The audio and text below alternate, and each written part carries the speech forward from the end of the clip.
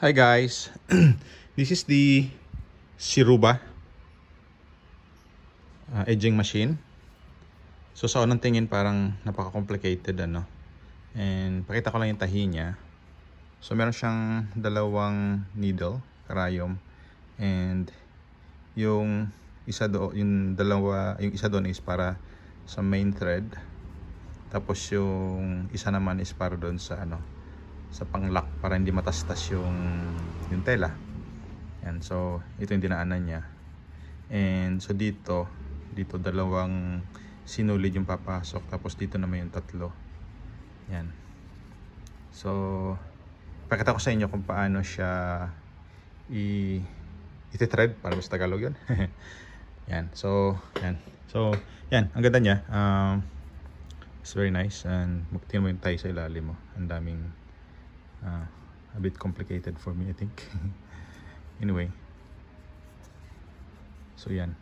So normally siya, yung mga single needle, wala ito lang yung nasa labas. Yan yung zigzagger tawag natin karaniwan.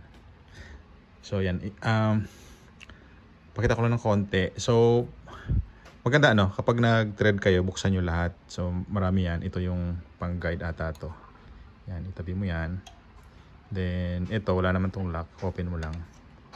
Tapos ito sa gilid, may spring to sa loob, so i-push mo pa kanan, and then yan, tapos yan, ito yung spring niya, makikita nyo yan. Tapos ito naman, meron yung ditong lock, yan, nakalagay dito, sabi niya push, tapos pindutin mo yan, tapos pag-release na yon, so pwede mo na siyang itabi doon. And then lastly, yung nandito, yung sa presser foot. So pag-release naman yan is, ito yung lock niya. Yan, so i-ganon mo siya. Pag naganon mo na siya, yan, magre-release. Tapos bago pala yon, kailangan yung karayom nakataas. Yan.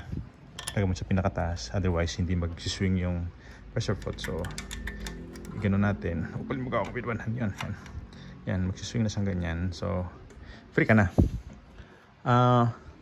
So ganito yung sinulid nito. So meron siyang 5 sinulid, and ganito yung set-up niya. So dito siya nakalagay, tapos yung sinulid dadaan mo dito, isusuot mo dyan. Hopefully you can see that. Yan. Tapos pabagsak sa dito, tapos idaan mo ulit dito. Yan. So bali 5 to, diba? So 1, 2, 3, 4, 5, tapos 5 din dito, and then dadaan dito 4. Yan. Yan, 4 dyan. Tapos yung isa na sa likod, tuturo ko mamaya kung paano siya isulot ba tawag doon. Hindi kasi ako Tagalog eh. Tapos so ginawa ko para madali siyang sundan, nilagyan ko na siya ng kulay. So ginawa ko yung paint marker siya. Yan, tulad nito. Yan, paint marker. Yan, so makita nyo dito. So ito dito makita may kulay, diba? Mayroong green. Ito original yan eh, so sinundan ko lang. Green, yellow, red, tsaka I think that's blue. So simulan natin doon sa baba, yung looper tawag nila. So sa baba meron siyang dalawang looper, and then meron pang isang looper na sa may left side naman. Yun yung pang-5 thread actually. So meron kang tatlong looper. And unahin natin yung pinaka rightmost, which is kinulayan ko siya ng green. So hopefully masundan ninyo. So yan, naka-focus pa rin siya. So ito yung tensioner niya. So daan mo dyan, pasok dito. Yan, pasok muna doon, tapos dito, and then i-loop mo dito. Yan. Hindi yan umikot, lang siya na yan, hanggang dito lang. Sorry. So mga around maybe 240 degrees more or less. Tapos pumasok siya dito. Yan. Look natin doon. Tapos sundan mo lang siya. And then pinakababa sa bali ng mga butas. So pag makita nyo dito, yan. So dumaan siya dito. Ito magkatabi, diba? So yung pinaka outermost yung gamitin nyo. Hindi papasok dito. Tapos papasok siya dito. Yan, dito. Yan, makita mo yung mata. Tapos ito yung unang looper. Yan, nasa baba. So makikita mo, yan, nakakulay green. So kinulayan ko siya ng green. Diba? So ito makikita mo. So paglabas mo dito, idadaan mo dun sa may likod niya. Sa may likod. Madali naman sa sundan kasi meron yung parang gutter, parang daanan, yan ganyan.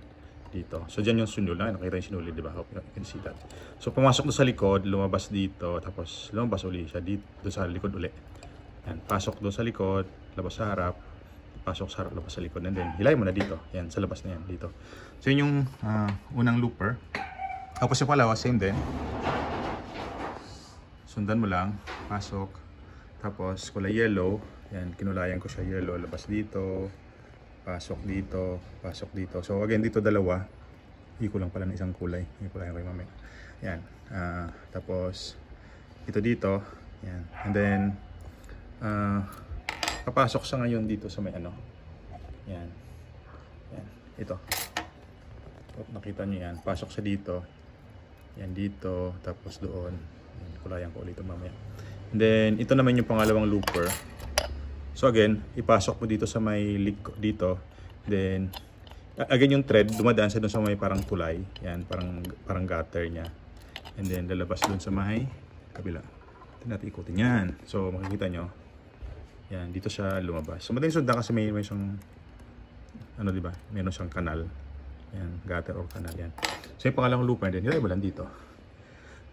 So yan yung ano, isang pangalawang looper. Tapos so natingnan natin is yung isa sa dalawang karayom. Actually itong dalawang karayom, unahin natin yung kulay pula. So madaling sundan kasi pati yung thread ginawa kong kulay pula.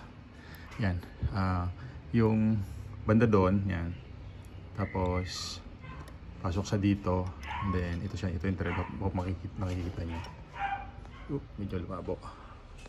Yan, yan. So ito, tapos pasok dito, tapos yun yung ano, yung outer thread. So ito yung outer thread, outer needle rather, sa may left, yan.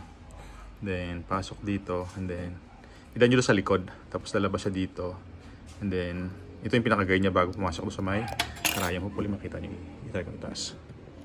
Yan. Yan. So yan siya. Tapos yung pangalawa, ito na yung sa inner na sinulid. Sorry, nakarayom. So ito, daan dito, ikot dyan, tapos yan, itong sa may bandang labas, pasok dito, and then makita nyo dito may ano, ito yung gumagalaw na parang letter T, ipasok nyo sa may ilalim.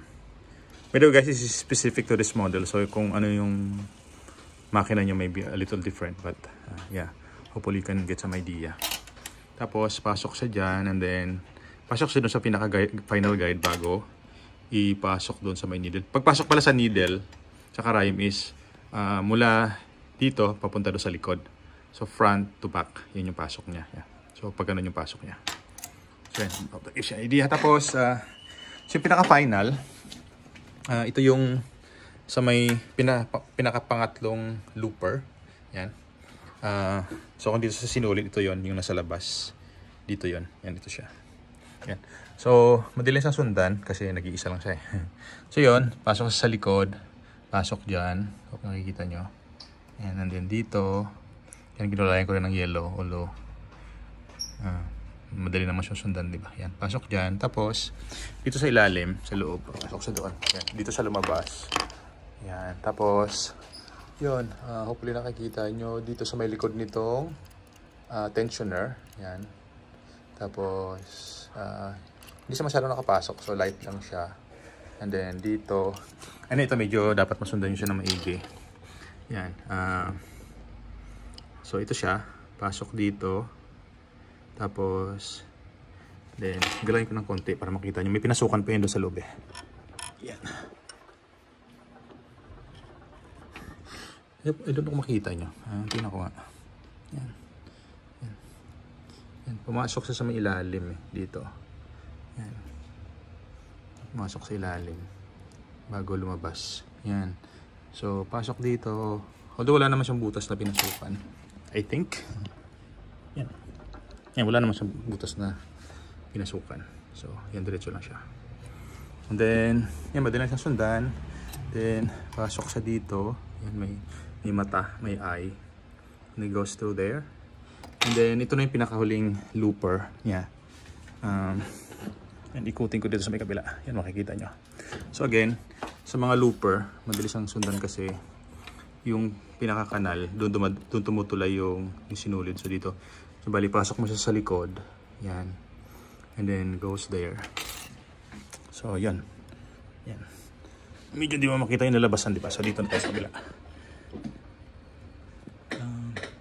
Anong kulay yun? Yeah.